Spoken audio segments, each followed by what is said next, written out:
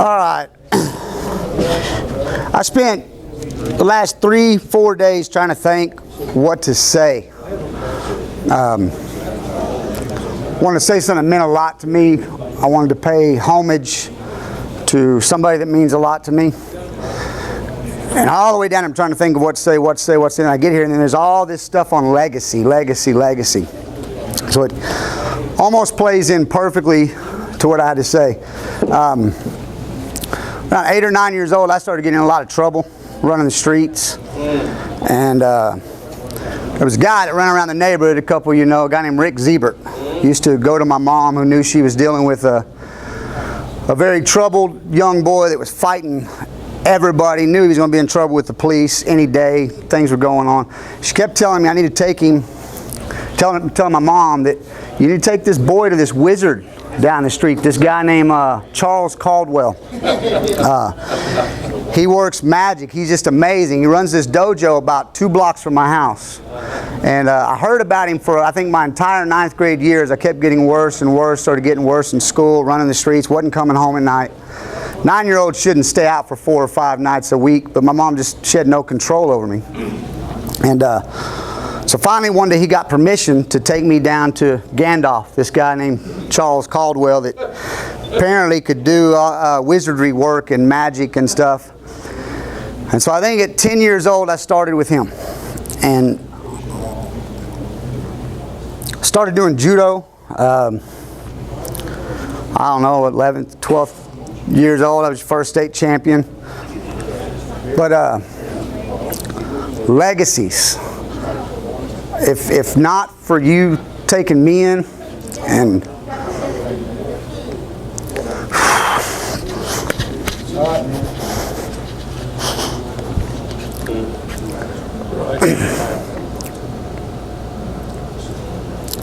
I guess I grew up my whole life hearing that the ultimate thing a sensei can do with his students is that one day you want your student to surpass you.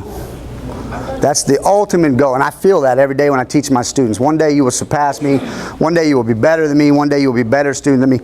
But I actually think that's the number 2 thing. Because all of us that do this, we dedicate our lives to this. This is something we chose to do, not as a pastime, not as a hobby, but we chose to give our whole lives to be teachers. And I think all of us, our ultimate goal isn't that our students surpass us.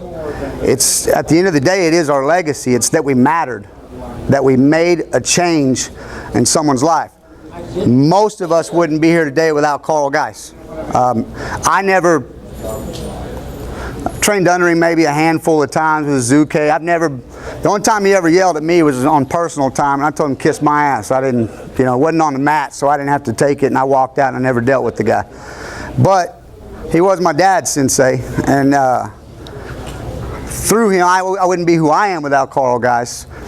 But this place, Windsong Dojo, would not be what it is, and most of us in here that are from Windsong and pay any homage to this place as our home would not be without Chuck Caldwell, because he is the one that created, thought up, dreamed the name Windsong Dojo and the school and the legacy of it that passed down through Nick, and through that again, legacy after legacy of students.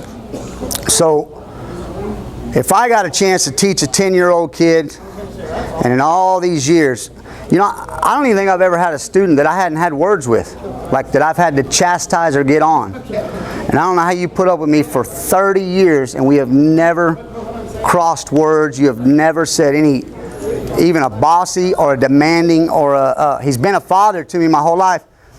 But how do you get along with somebody? I fight with my kid all the time. We argue. He's a 22-year-old man. He thinks he knows everything. We get into conflicts. We don't talk for a week at a time. Life is too short. I don't want to fight with him, so I fix it. But how did you put up with me for 30 years without a single cross word, without any chastising or anything? It's just always been there to guide. So, again, I think what matters most as a teacher is that if you dedicate your life to something, is that you mattered. You mattered to somebody. You changed somebody's life. And I know you changed a lot of people's lives, I agree.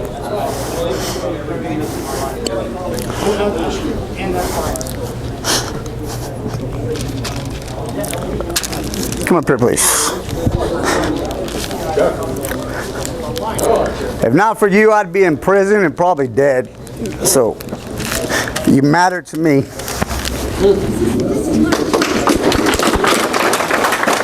So,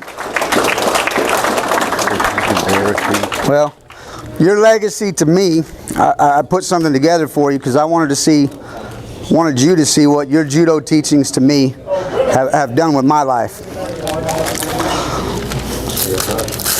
Yeah, I mean, you got one on you, anybody?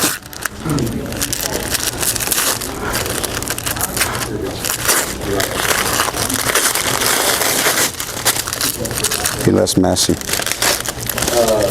Oh, yeah.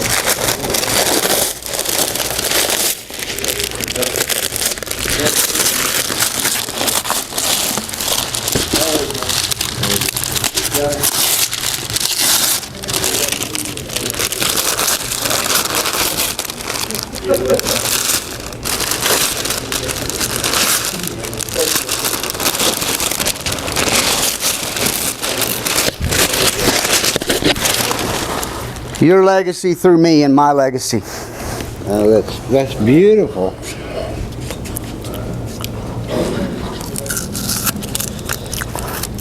So again, I just want to say you matter to me. Thanks for what you've done in my life. Well, it's a two-way street, Tom, because without someone to share with, what the hell are we worth?